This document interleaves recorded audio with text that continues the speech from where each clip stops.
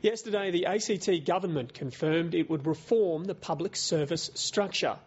One of the key recommendations made following an inquiry conducted by Alan Hawke. Put simply, the 10 current public service departments will become a single agency, with 9 new directorates, headed by a chief executive. That person will answer directly to the Chief Minister.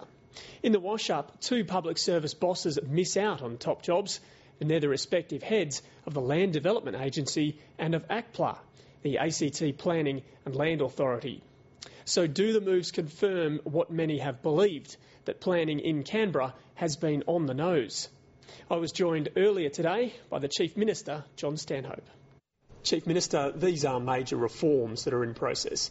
Presumably they come with some concession that the system as is not working as well as it should?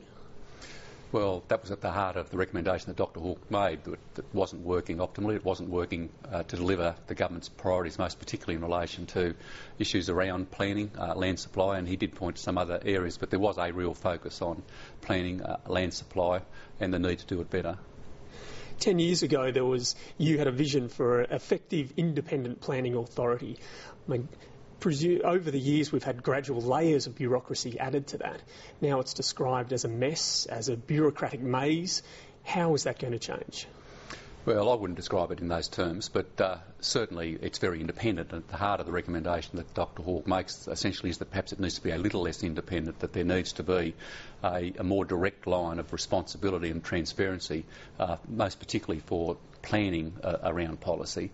And at the heart of the recommendations is that we separate the statutory role or authority of ACPLA into 2, with ACPLA to retain responsibility for development approvals. We believe that entirely appropriate, that those decision making be at arm's length from politicians and from the political process. But Dr Hawke is essentially saying to the government in this report, and we accept this, is that we believe for those other areas, the areas where there's some community disquiet or conversation or interest in being involved, that should be an issue or a responsibility that individual ministers or the government at large accepts. So are you coming full circle in some ways, that some of these key planning decisions are coming back to ministerial responsibility rather than responsibility of bureaucrats? I acknowledge that at the heart of my concern, or at the heart of my decision to initiate the review, was concern about a growing or an apparent growing community disquiet or interest or engagement in issues around planning. I think we're all aware of those across the territory. There's certainly an additional level of interest at the moment, some additional heat perhaps, and I was concerned to see whether we could do it better. So we're talking about community angst, concern from builders about processes, concern from developers about the approval system. Is this a systemic failure of the planning system, and is that sheeted home to your government fundamentally? I don't think that by any stretch of the imagination there's been systemic failures or failings in the planning system. There's certainly things we could have done better. There's certainly things we can do differently. And Dr Hawke has shown us a way forward and how to do some things differently, how to better engage, perhaps how to make the government more immediately responsive to some of the issues around how our planning system works. You only need to attend one of those community meetings or listen to talkback radio or look at the letters to the editor to see that planning does stir the passions in this community. Why do you think it is such a hot-button issue in Canberra? Anything that affects our domestic amenity, our street, I've discovered over my time in politics, is almost always first and foremost in a conversation with a politician. The Chief Minister's talkback on ABC institution reveals that. I've willingly attended that for the last 10 years. The concentration is always essentially on my street. The questions to me are invariably, Chief Minister, I have an issue in my street, an issue that affects my home, most directly, the place that I live, the place where I spend my time, and I think it's just inevitable, it's reasonable and it's understandable that we are very concerned about our urban, suburban amenity. And over and above that, of course, is the love that we all have of Canberra. We have, a sublimely beautiful city, a city in a landscape, a city situated within a wonderful environment, and we're concerned about losing what we now have. I think it is a fear of change, to some extent, a fear of not understanding the future. I think a need for us to embrace the fact the change is occurring. It's inexorable. It can't be stopped and it can't be turned back.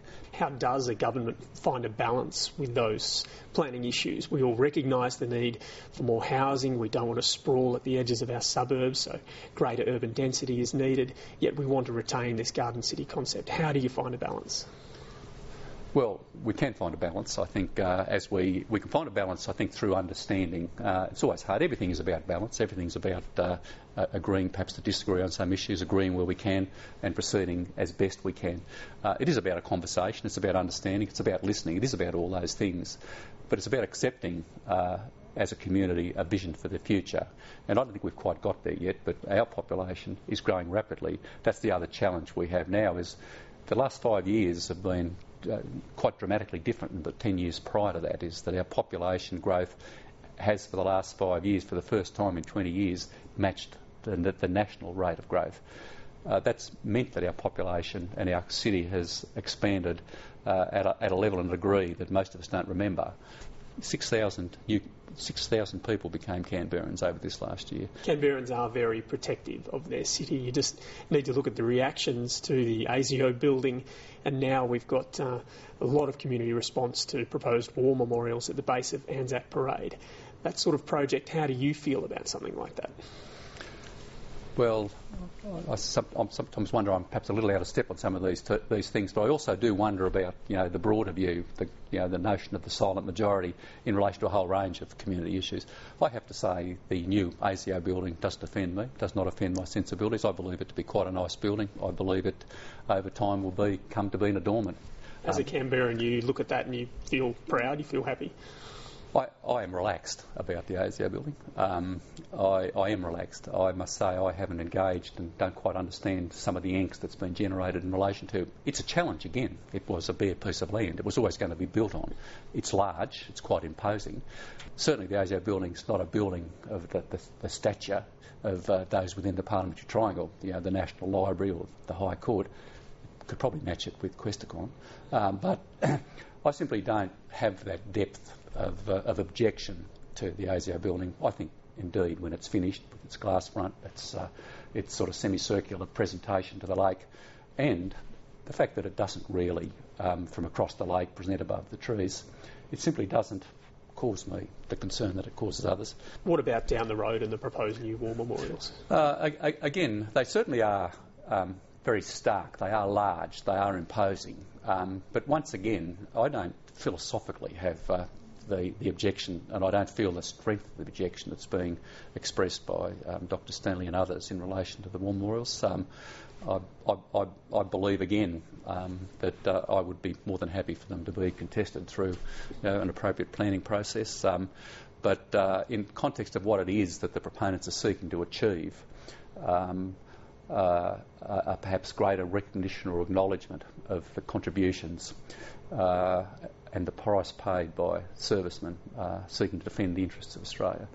I must say I am first and foremost in relation to what it is that the proponents seeking to achieve affected by the fact that 102,000 Australian men and women have died serving this nation, and I'm one of those that are inclined to think that no memorialisation of the deaths of 102,000 Australians can be too much.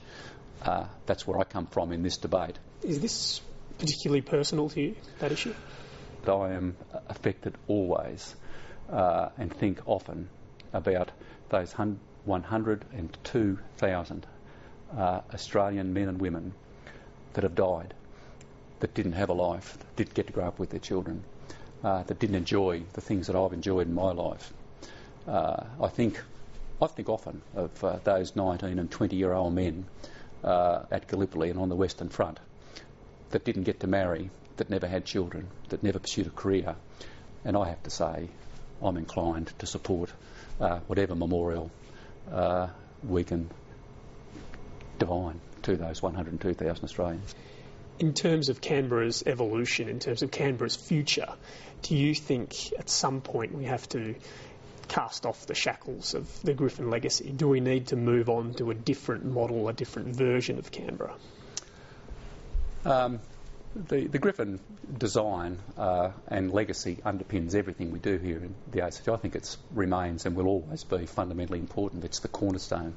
You know, he expressed the vision for this city, and I think if we don't maintain our attachment to Burley Griffin and his design and his vision, then we lose some understanding of the vision of greatness that he had for this city. So I think the vision, the design, Burley Griffin's legacy is very important and will always be important.